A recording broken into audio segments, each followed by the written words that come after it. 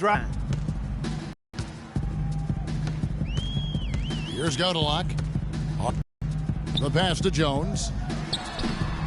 And it's out of bounds. Last touch by Jones. And now a look at James Harden. Coming off a terrific season. He put up about 27 points a game, 7 assists, and 5 rebounds. And the numbers, while pretty outstanding, I mean, we've now come to expect that from this guy. Completely in harmony with what his coach is trying to do there. Just a marvelous all-around talent. Smith checked in for Houston. And Chicago also making a switch. The Beast, he's checked in for Anthony Davis. Releases from the wing and drills it. 30 points for the Beast. And he has just been in a flow offensively. Terrific game. He has been the X factor. Inside, here's Smith. It's blocked. Fast break. Here comes Chicago. It's Curry. That time on the assist by Verejao.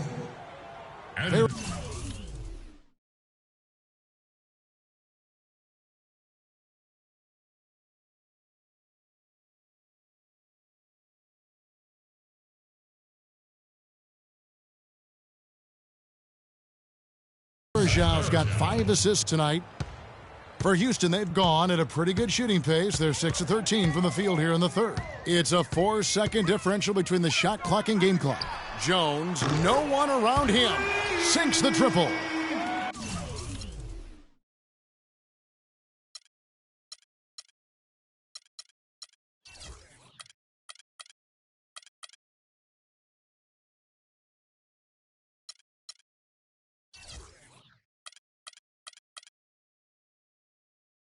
Jones has got 5 points now. 2 of 2 from long range in the third quarter so far.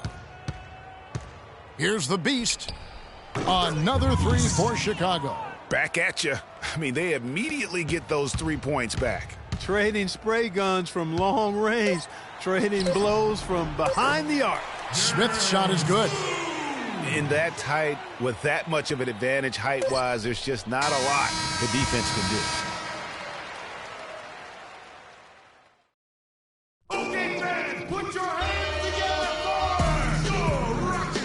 Welcome back as we get ready to start the fourth quarter. Not exactly a nail-biter here, but you never know.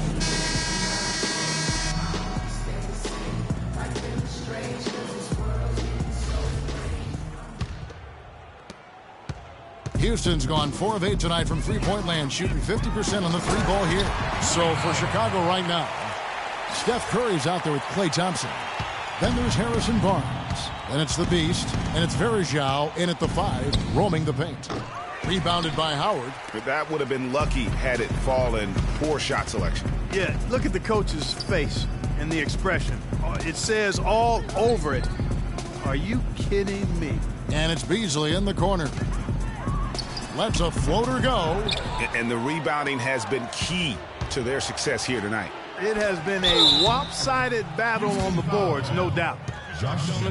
Well, from the moment he stepped into the league, Klay Thompson was lights out in terms of shooting. Clark, he has never had a problem knocking one down. Well, the first player in league history to notch 500 made threes in his first 3 seasons in the league. That is remarkable. And for Thompson, his three-pointer was his calling card early on, but I love the way he's expanded his game every season. He's become a very good defender and broadened his offensive game as well.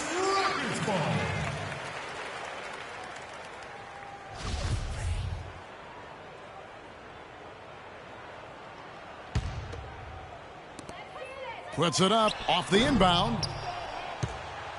Here's Chicago, and following this one, they'll take on the Hornets in New Orleans. That will conclude their brief 2-game road trip.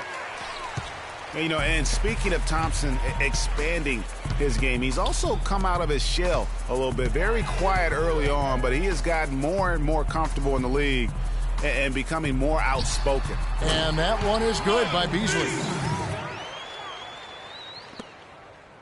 And the Executive of the Year award is an odd one. I mean, giving yearly to the executive that was deemed to have had the best year with their roster, that is perhaps the hardest thing to evaluate. For Houston, they've gone 2 for 5 on field goal attempts in the fourth quarter.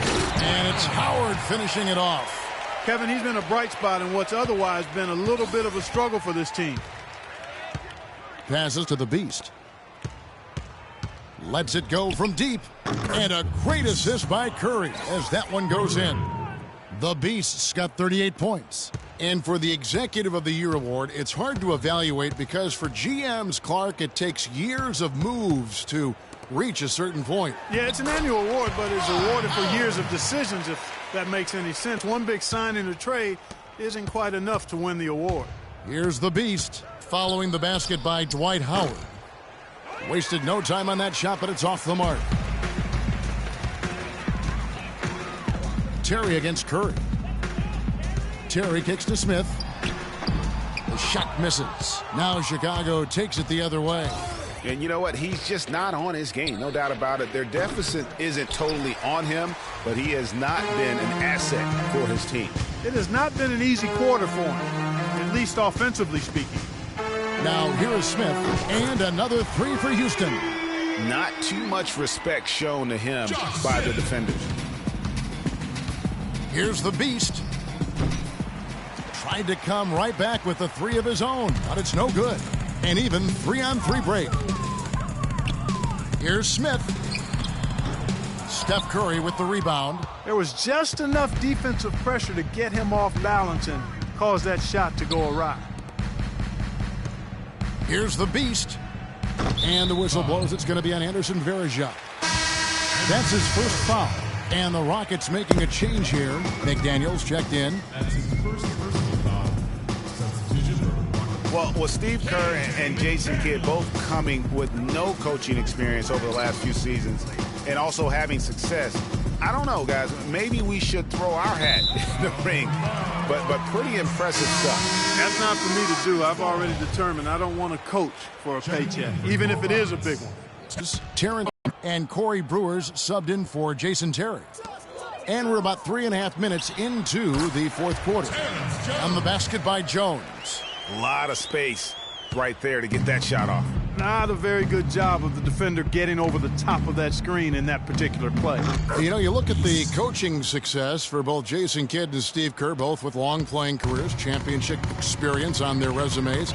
Steve, in fact, Clark even had some time in the front office with Phoenix. And don't forget about his broadcasting career either, Kevin. I mean, I think in both cases, though, you look at these two guys, they were able to come in and have immediate credibility with their teams and their playing experience, part of their preparation for being coaches. That's good.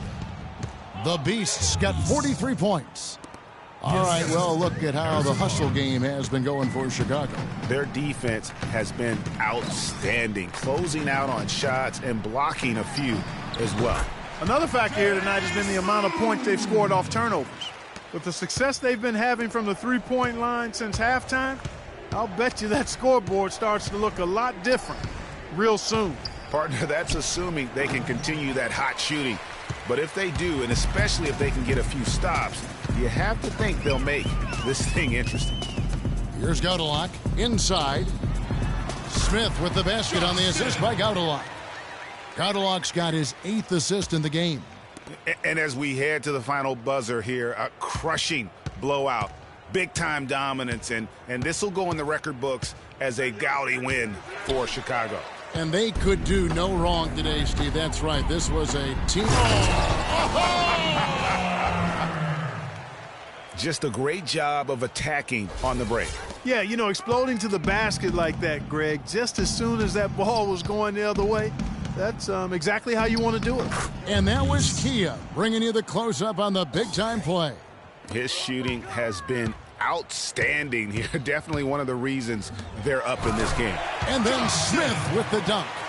The offense has clearly kicked into gear. The question, though, is it just a little too late? Yeah, I think it may be, Greg. At least they're finally showing some signs of life offensively. Too bad I think it's past the point where it'll do much good. Here's Brewer. McDaniels kicks to Gaudelak. Here's Smith. That's in. He's 7 for 12 now in the game. Well, you can't give him that kind of a position in the post. Oh, without question. I mean, when he gets it in that tight and that close, that's easy. Real easy. And it's good. And really no better feeling than to go on the road and play this well and get the win. Yeah, it's always a good win when you play the kind of game they have played tonight. I mean, especially, though, when you get it done on the road. That's a special, special feeling there.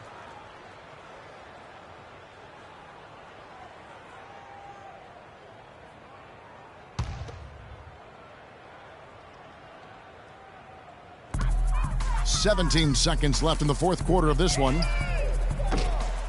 From outside, off the mark. Thompson passes to the Beast.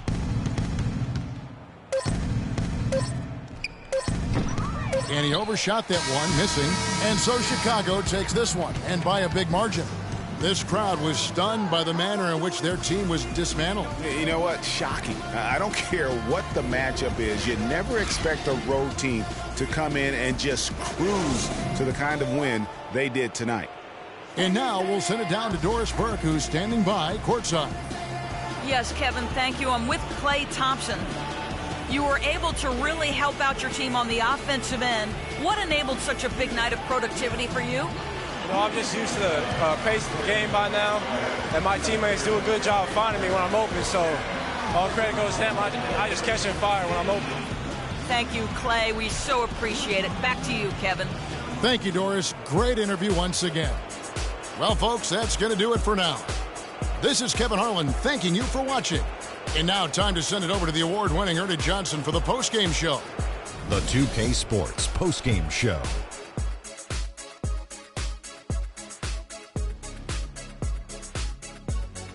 Kevin, thank you. So why don't we take a look now at our Jordan Player of the Game? Talk about lighting it up in the second quarter. My word, that was just huge, and the impact carried them through the entire game. He was an offensive dynamo for them tonight. The way it was going, you could see sky was the limit for him in terms of scoring. And he didn't stop, at least until he was going to get 40. His accuracy from the field was pretty eye-catching. I mean, if he was shooting the ball, it was going in. You rarely see a performance like this with this crazy high shooting percentage. Wow. And that'll do it for our broadcast tonight. Hope you enjoyed the show. For me and Kenny Smith, Shaquille O'Neal, and Kevin Harlan, and the entire 2K Sports crew, have a wonderful evening.